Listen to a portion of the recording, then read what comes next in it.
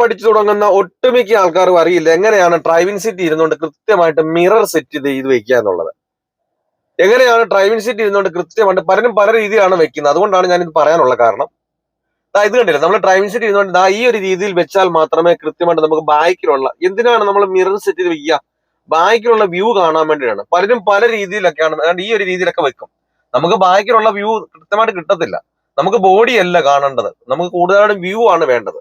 അപ്പൊ അതിന് വേണ്ടിയിട്ട് ഈ ഒരു രീതിയിൽ ഇങ്ങനെ കാൽഭാഗം ബോഡി കാണത്തക്ക പോലെ, അതേപോലെ തന്നെ മുക്കാൽ ഭാഗം വ്യൂ കാണത്തക്ക പോലെ വേണം. ഇത് റൈറ്റ് സൈഡിലെ മിററാണ്. അതേപോലെ തന്നെ ലെഫ്റ്റ് സൈഡിലെ മിററും നമ്മൾ എഴുന്നേറ്റ് പോയി നോക്കുകയൊന്നും ചെയ്യരുത്. നമ്മൾ കറക്റ്റ് ആയിട്ട് സീറ്റ് അഡ്ജസ്റ്റ് ചെയ്യുന്നു.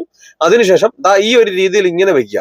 അല്ല നമ്മൾ ഇങ്ങനെ കൊണ്ട് വെച്ച് കഴിഞ്ഞാൽ നമുക്ക് എന്തിനു വേണ്ടിയിട്ട് നമ്മൾ മിറർ സെറ്റ് ചെയ്യുക? ബാക്ക് കാണാൻ വേണ്ടിയിട്ടാണ്. പലരും ഈ ഒരു രീതിയിലൊക്കെ ഇങ്ങനെ കൊണ്ടുവയ്ക്കും.